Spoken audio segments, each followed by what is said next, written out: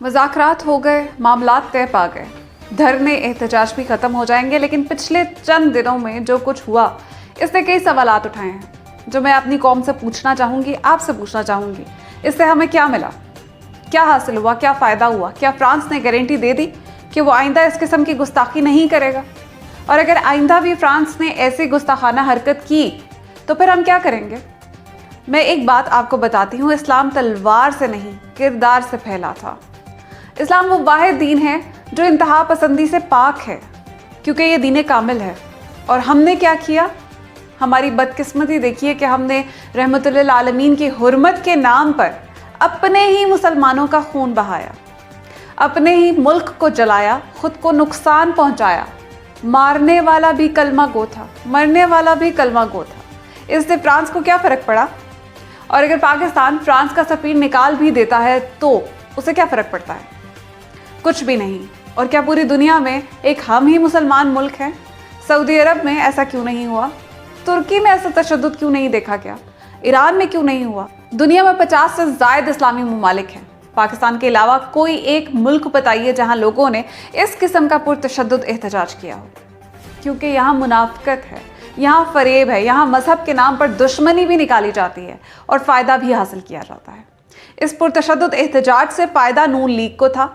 उन्होंने इमरान खान की से अपनी दुश्मनी निकाल ली। इस एहतजाज में शामिल हो गए वो ताजिर जो रसूलुल्लाह सल्लल्लाहु अलैहि वसल्लम की हुर्मत की खातिर दुकान तो बंद कर सकते हैं, लेकिन मुनाफाखोरी और ज़खीरा अंदोज़ी नहीं। यही ताजिर जिन्होंने कल नामूस रिसालत के नाम पर हड़ताल की, आज अपनी दुकानें खोलकर कम तोल रहे हैं, कम पैसों की चीज़ें ज़्यादा में बेच रहे हैं, सर पर टोपी पहनकर हाथ में तस्बीह लेकर उम्मत का खून निचोड़ रहे हैं। आपको पता है सबसे तकलीफ दह बात क्या है? सबसे तकलीफ दह बात यह है कि आज हर कोई रसूलुल्लाह सल्लल्लाहु अलैहि वसल्लम के नाम पर मरना भी चाहता है और मारना भी चाहता है, लेकिन कोई आपकी तालीमात के मुताबिक जीने को तैयार नहीं है। कोई अपनी ज़िंदगी को आप सल्लल्लाहु अलैहि वसल्लम की तालीमात का नमूना बनाने पर रज़ामंद नहीं है, क्योंकि इसमें नुकसान है ना। इसमें ज़्यादा मुनाफा नहीं मिलेगा, इसमें दौलत नहीं मिलेगी, इसमें शोहरत नहीं मिलेगी, इसमें वाहवाही नहीं होगी, सादगी इख्तियार करना होगी, रिश्वत छोड़ना होगी, हराम खोरी और मुनाफाखोरी तर्क करना होगी। और ऐसा हम कहाँ करेंगे? हम तो बस मरने मारने वाले लोग हैं। आज जितने लोग कह रहे हैं कि फ्रांस का सफ़ीर निकालो, कल FATF ने अगर पाकिस्तान को ब्लैक लिस्ट कर दिया तो महंगाई का तूफान आएगा और फिर यही कलमा पढ़ने वाले 1 रुपए की चीज़ 100 रुपए में देंगे। जैसे इन्होंने कोरोना के वक्त 10 रुपए का मास्क 1000 में बेचा था। यकीन जानिए जो हमने किया वो लाहासिल था और लाहासिल है। इसमें सिर्फ हमारा नुकसान हुआ। नबी पाक सल्लल्लाहु अलैहि वसल्लम की इज्जत और नामूस की हिफाजत बहैसियत मुसलमान हम सब पर फ़र्ज़ है। जाने भी हाजिर हैं, लेकिन देखना ये होता है कि वक्त की ज़रूरत क्या है और वो कौन सा कदम है जो मौसर साबित होगा, वो कौन सा तरीका है जो मुस्तकबिल में इस किस्म के गुस्ताखाना इक़दामात को रोकने के लिए इख्तियार करना होगा। वो तरीका ये है कि हमें ख़ुद को उनकी उम्मत साबित करना होगा, एक महज़्ज़ब और ताकतवर कौम बनना होगा, मौशी तौर पर ताकतवर बनना होगा, इखलाकी तौर पर ताकतवर बनना होगा, समाजी तौर पर बेहतर होना होगा।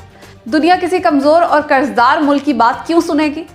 जो कौम समाजी, इखलाकी, मुआशी और दिफाई लिहाज से ताकतवर होती है वही दुनिया पर हुकूमत करती है। रियासत मदीना की कामयाबी की सबसे बड़ी वजह यही थी। रसूलुल्लाह सल्लल्लाहु अलैहि वसल्लम ने एक ऐसी रियासत की बुनियाद रखी जो हर लिहाज से मुकम्मल थी। अगर हम रसूलुल्लाह सल्लल्लाहु अलैहि वसल्लम की हुर्मत का तहफ़्फ़ुज़ करना चाहते हैं तो इस दौर का तकाजा ये नहीं है कि एक दूसरे के सर फाड़ दें, बल्कि इनके नाम पर उनकी तालीमात के मुताबिक दुनिया को जी कर दिखाएं। लेकिन ये तरीका जो हमने इख्तियार किया, इससे कुछ नहीं होना। आज सफ़ीर निकाल भी दें तो कल वो फिर वही करेंगे। उसके बाद आप क्या करेंगे? वही तोड़ फोड़, वही जलाओ घिराओ, अपने ही मुसलमान को अपने ही हाथों से मारेंगे। तो फिर याद रखें कि दुनिया के सामने हम कभी भी इस्लाम का मुकदमा नहीं जीत सकेंगे।